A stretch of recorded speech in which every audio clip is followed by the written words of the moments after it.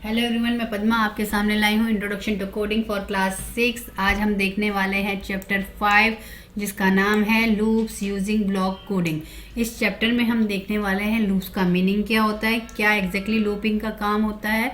हम देखने वाले हैं इंक्रीमेंट कैसे करते हैं लूप में, हम कौन कौन से टाइप्स होते हैं लूप्स के, और हम देखेंगे कि नेस्टेड लूप्स किसे कहते हैं।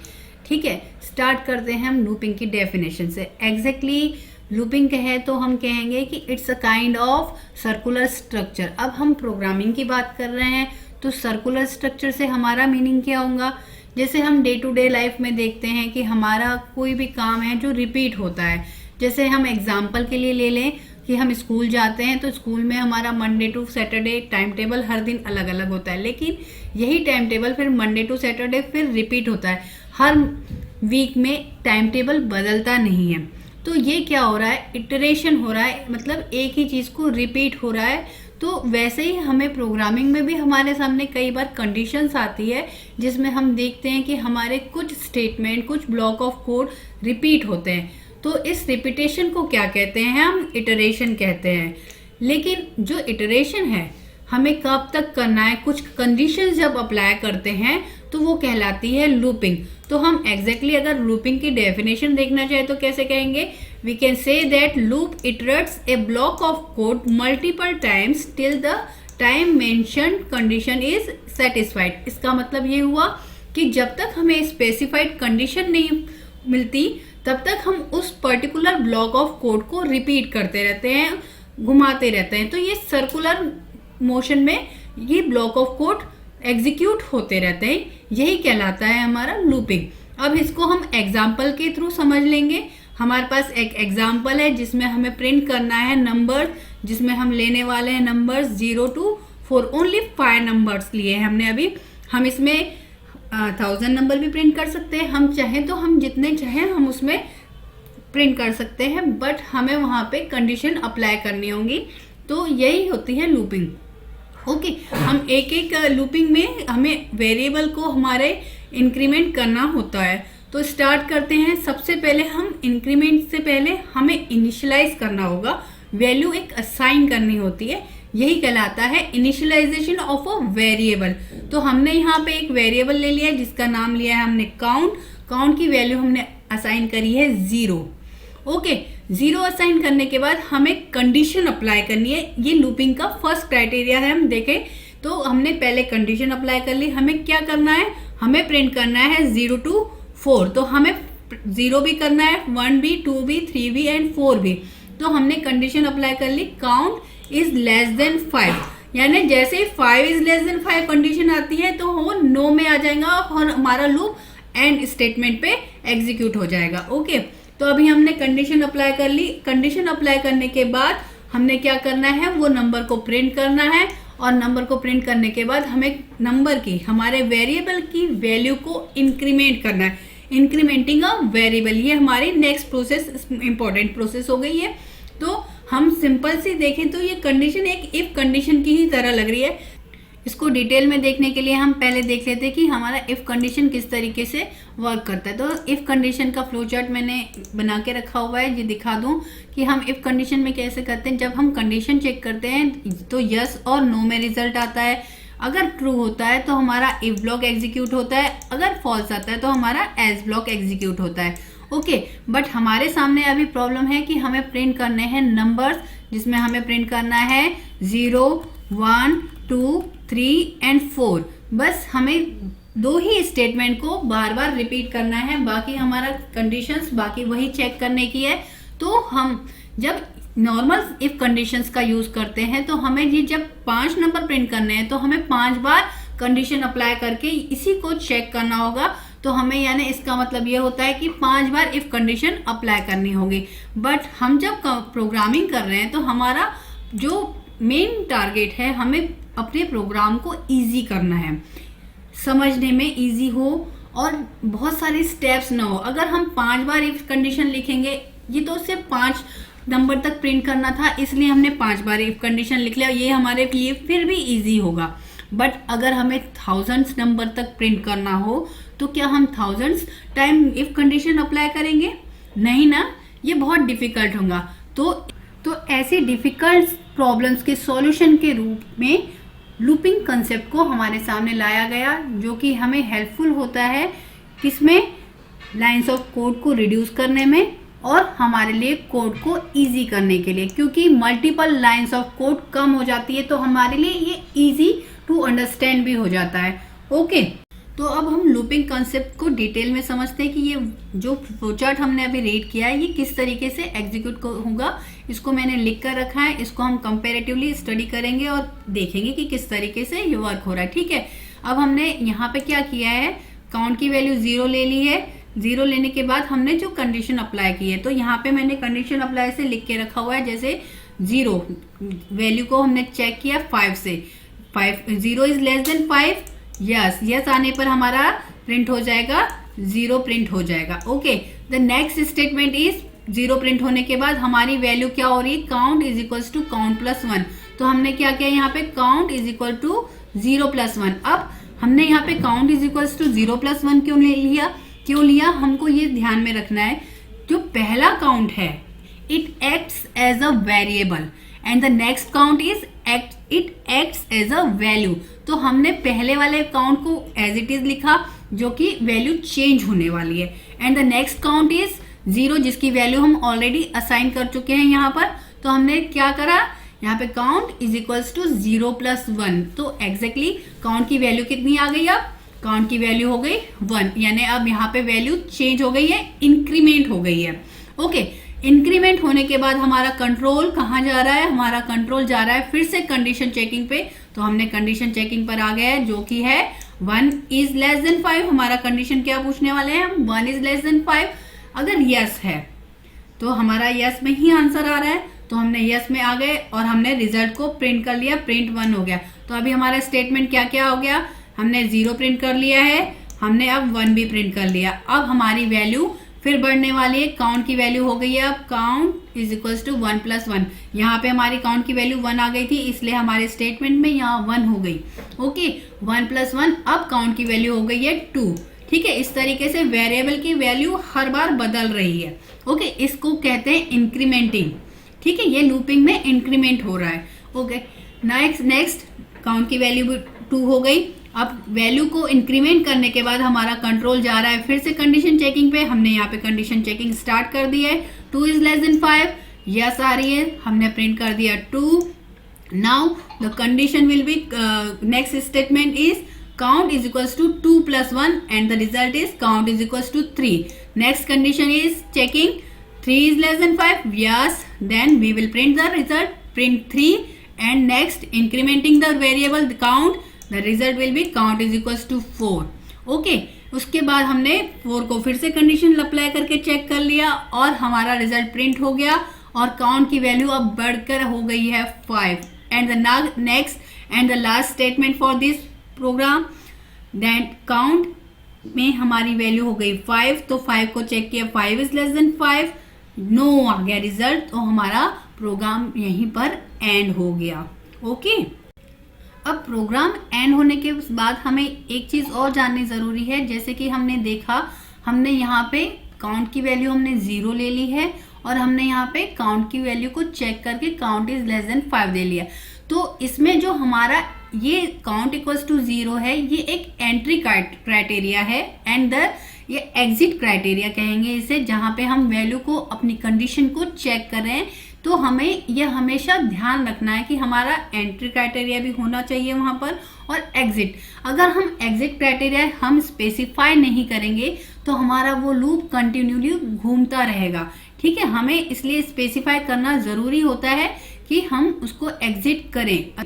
तो इसके बाद हम देख लें कि कौन कौन से टाइप्स होते हैं। अभी हमने देखा लूपिंग किस तरीके से यहाँ पे ब्लॉक ऑफ स्टेटमेंट को एग्जीक्यूट कर रही है, मल्टीपल ब्लॉक ऑफ स्टेटमेंट फिर से रिपीट हो रहे हैं। ओके, तो हम देखेंगे 2 टाइप के लूप्स मेनली होते हैं, that are while and for loop. और जो नेस्टेड लूप होते हैं, इस नेस्टेड लूप को हम आगे डिटेल में देख रहे हैं एग्जैक्टली। तो इसका मीनिंग ये होता है कि लूप के अंदर लूप का यूज होना। ओके, व्हाइल लूप के अंदर व्हाइल का लूप, फॉर लूप के अंदर फिर से फॉर लूप का यूज करते हैं, that are called nested loop. जैसे कि हमने देखा था नेस्टेड कंडीशन देखी थी, जिसमें हमने देखा था कि जब हम नेस्टेड कंडीशन में देखा था कि इफ एल्स स्टेटमेंट अगर हम अनदर इफ एल्स स्टेटमेंट में लेते हैं that are called nested conditional statement. वैसे ही जो हमारे लूपिंग होते हैं तो वो नेस्टेड लूप तब होते हैं जब हम एक लूप के अंदर जब दूसरे लूप को यूज कर रहे हैं, that is nested loops. Okay, तो अब हम स्टार्ट करते हैं व्हाइल लूप के एग्जाम्पल से। ठीक है, तो सबसे पहले ये जान लेना है कि एग्जाम्पल के पहले कि व्हाइल लूप को हम कंडीशनल लूप्स भी कहते हैं, क्योंकि हमने जैसे देखा है कि उसमें हमने जैसे इस एग्जाम्पल में देख लिया था कि जब हम पहले कंडीशन चेक करते हैं उसके बाद हमारा ब्लॉक ऑफ कोड एग्जीक्यूट हो रहा है। तो व्हाइल लूप इस तरह का के एग्जाम्पलों में यूज होता है। बट जो फॉर लूप होता है वो सीक्वेंस में होता है, जैसे कि स्टूडेंट्स के नेम दिए हुए हैं, मल्टीपल स्टूडेंट्स के नेम है, तो ऐसी जगहों पे हम फॉर लूप का यूज करते हैं। जब तक कि वो लिस्ट रहती है, वो सीक्वेंस कंप्लीट नहीं हो जाती, तो वो लूप एग्जीक्यूट होते रहता है लिस्ट के कंप्लीशन होने तक। ओके, तो स्टार्ट करते हैं व्हाइल लूप के एग्जाम्पल से, जिसमें हमारा पहला एग्जाम्पल है जिसमें हमें प्रिंट करना है 1 to 15। ओके, सबसे पहले वैल्यू असाइन करके फिर कंडीशन चेक करेंगे। तो हमने पहले वैल्यू असाइन कर ली है 0 असाइन करने के बाद उसको चेक कर लिया हमें कितने नंबर प्रिंट करने हैं 15 तक, तो हमने उसको चेक कर लिया है 15 तक लिखने के बाद हमने चेक करने के बाद वैल्यू को इंक्रीमेंट कर दिया। ओके, इंक्रीमेंट करने के बाद हमने रिजल्ट को प्रिंट कर दिया। तो ये हमारा मेन जो ब्लॉक ऑफ कोड है जो 1 to 15 तक प्रिंट करने के लिए एग्जीक्यूट हो गए 15 टाइम्स। ओके, जब प्रोग्राम रन करते हैं हमें विद इन अ सेकेंड ये रिजल्ट मिल जाता है। ओके, ये हो तो एग्जैक्टली 15 टाइम्स रहा है। ठीक है, ये लूपिंग कितने टाइम्स हो रही है 15 टाइम्स एग्जीक्यूट हो रही है। तो स्पीड इतनी कंप्यूटर की ज़्यादा होती है कि हमें वो पता नहीं चलता, हमारे सामने केवल रिजल्ट आ जाता है और हमें 1 to 15 रिटर्न दिखता है स्क्रीन पर। ओके, तो ये हमारा फर्स्ट प्रोग्राम हो गया जिसमें हमने कंडीशन अप्लाई करके हमने वैल्यू को इंक्रीमेंट करके रिजल्ट को अपने प्रिंट कर दिया। ओके, नेक्स्ट स्टेटमेंट है हमारा एग्जाम्पल कहूंगी, उसमें हमें स्टेटमेंट प्रिंट करने 3 टाइम्स। ओके, अब 3 टाइम्स प्रिंट करने हैं तो हमने इसमें भी एक वेरिएबल ले लेना है इनिशियल करने के लिए। इनिशियल करने के बाद हमें 3 टाइम्स प्रिंट करना है, तो फिर हम कंडीशन अप्लाई कर देंगे जहाँ पे हम 3 तक लिखेंगे, लेस देन होना चाहिए, और उसके बाद वैल्यू को इंक्रीमेंट करके वो हमें जो प्रिंट करना है वो लाइन को हमने लिख दिया एज इट इज जो हमें प्रिंट करना है। नेक्स्ट एग्जांपल हम देख लेंगे कि प्रिंट स्टेटमेंट का, जिसमें हमें शो होना चाहिए कि इफ स्टेटमेंट के ब्लॉक्स भी एग्जीक्यूट हो रहे हैं और एल्स स्टेटमेंट के भी ब्लॉक एग्जीक्यूट होगा जब रिजल्ट ट्रू ना हो फॉल्स कंडीशन होने पर। तो हमारा एग्जांपल है जिसमें हमने पहले प्रिंट किया है प्लीज, जो कि हमारा जब इफ कंडीशन ट्रू होगी तब प्रिंट होगा, एंड एल्स कंडीशन में हमने लिख दिया है आई वांट टू प्ले। तो कैसे होगा, पहले हमने वैल्यू को इनिशियलाइज किया, वैल्यू को इनिशियलाइज करने के बाद हमने कंडीशन अप्लाई करी और लूप लगाया है। व्हाइल लूप के बाद हमने कंडीशन में अप्लाई कर दिया कि वो जो वेरिएबल हमने लिया है वो लेस देन 3 है या नहीं। अगर यस आता है तो हम इफ स्टेटमेंट में जा रहे हैं जहाँ पे हमारी वेरिएबल की वैल्यू बढ़ रही है 1 से, और जो नेक्स्ट स्टेटमेंट प्रिंट हो रहा है स्टेटमेंट वो प्रिंट हो जाएगा। ओके, तो पहले ये 3 बार ये स्टेटमेंट एग्जीक्यूट होगा, फिर जब जैसे ही वैल्यू y की 3 हो जाएगी, 3 इज लेस देन 3 होगा नो, तो हमारा फिर एस स्टेट में कंट्रोल आ जाएगा और हमारा नेक्स्ट स्टेटमेंट यानी I want to play print हो जाएगा। ओके, पहले तो 3 बार प्लीज होगा और फिर उसके बाद I want to play. Okay, इसका रिजल्ट देख लें। ठीक है, ये तो हमने सूडो कोड देख लिया, इसका रिजल्ट हम देख लेंगे। तो ये रिजल्ट भी हमारे सामने शो है, इस तरीके से इसका रिजल्ट आ जाएगा। ओके, अब हमने देखा पहले 1 to 15 प्रिंट करते हुए देखा यहाँ पर, अब हम देख लेंगे हमें रिवर्स ऑर्डर में भी हम कंप्यूटर की मदद से प्रिंटिंग कर सकते हैं। तो अब रिवर्स ऑर्डर में प्रिंट करने के लिए क्या करना होगा, जैसे कि हमने देखा यहाँ पे हम वैल्यू को इंक्रीमेंट कर रहे हैं 1 से। ओके, जब हम वैल्यू को बढ़ा सकते हैं तो हम वैल्यू को घटा भी सकते हैं। ओके, तो वैल्यू को घटाने के लिए हमने यूज किया है डिक्रीमेंट ऑपरेटर का, ये आप लोगों ने देखा था ऑपरेटर में भी x माइनस इक्वल्स टू 1 होता है। इसका एक्चुअल मीनिंग क्या होता है, x is equals to x minus 1 इसका एक्चुअल मीनिंग होता है। ओके, तो अब हमने क्या किया, पहले हमने रिवर्स ऑर्डर में प्रिंट करना है, तो पहले हमने सबसे पहले बड़ी वैल्यू असाइन कर दी है वेरिएबल को। वेरिएबल को असाइन करने के बाद हमने उसको चेक करना है जो हमें मिनिमम लोअर तक, मिनिमम वैल्यू तक लानी है, उस वैल्यू से तक हमने चेक किया। जैसे इसके पहले हमने चेक किया था 15 तक करना था प्रिंट, तो हमने हायर वैल्यू तक हमने उसको चेक किया था। अब हमें लोअर करना है तो हमने लोअर वैल्यू तक लाने तक चेक किया। ओके, उसके बाद हमने अपने वेरिएबल को प्रिंट करा दिया और उसके बाद हमने वैल्यू को डिक्रीज करते गए हैं और इस तरीके से हमारे सामने रिवर्स ऑर्डर में काउंटिंग प्रिंट हो जाती है। ओके, ये हो गए हैं व्हाइल लूप के एग्जाम्पल्स। अब हम देखते हैं फॉर लूप के एग्जाम्पल्स। जैसे कि मैंने बताया था कि लूपिंग में जब हमें सीक्वेंस होते हैं, जब हमें लिस्ट दी होती है तो हम यूज करते हैं फॉर लूप का। ठीक है, उस फॉर लूप में वो जब तक लिस्ट है उस लिस्ट के पूरे स्टार्टिंग से एंडिंग तक फॉर लूप एग्जीक्यूट होता है और सारे वेरिएबल्स को या नंबर्स को चेक करके हमें रिजल्ट शो करता है। ओके, तो हमने यहाँ पे फिलहाल एक नंबर ले लिया है, रेंज ले लिया है, तो हमने 5 की रेंज दे दी है। तो यहाँ पे हमें केवल एक स्टेटमेंट प्रिंट करना है। ओके, तो हमने फॉर आई इन रेंज 5, यानी जो वैल्यू है आई की वो 1 से स्टार्ट होगी और 5 तक जाएंगी और वैल्यू को 5 टाइम्स, ये जो हमने स्टेटमेंट दिया ये 5 टाइम्स प्रिंट करेगी। ओके, जैसे ही 5 टाइम्स प्रिंट हो जाएगी उसके बाद कंट्रोल नेक्स्ट स्टेटमेंट पे आ जाएगा। तब तक ये 5 बार पहले एग्जीक्यूट होगा उसके बाद ही। तो ये 5 बार एग्जीक्यूट होने के बाद हमें इस तरीके से रिजल्ट में 5 बार ये स्टेटमेंट प्रिंट शो करेगा। ओके, फॉर लूप का नेक्स्ट एग्जांपल हम देख लें। इसमें हम क्या दिए, हमें लिस्ट प्रोवाइड कर दी गई है। इस लिस्ट में हमें बहुत से नंबर दिए गए हैं। इस नंबर को हमें ऑड नंबर्स को प्रिंट करना है। लिस्ट में से कौन कौन से नंबर ऑड है ये प्रिंट करना है। तो हम सबसे पहले ऑड नंबर प्रिंट करने के लिए हमें सबसे पहले दिमाग में क्या आता है कि हमें क्या चेक करना होगा।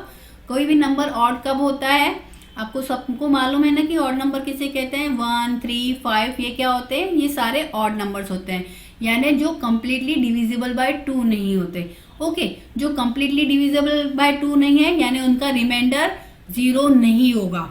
ओके, तो 0 नहीं होने के लिए हमें कंडीशन कैसे अप्लाई करनी होगी। रिमाइंडर चेक करने के लिए सबसे पहले हमें पता होना चाहिए कि हम मॉड्यूलो डिवीजन ऑपरेटर का यूज करते हैं। ओके, ये पता होने के बाद हमें 0 नहीं होना, तो नॉट इक्वल्स टू का ऑपरेटर कौन सा है, जो sign of exclamation and equals to are the operator for not equals to. तो हमने ये अप्लाई कर दिया और हमने अपना रिजल्ट प्रिंट कर दिया। ओके, तो हमने क्या किया, पहले लिस्ट ले ली, लिस्ट में फॉर का लूप लगा लिया।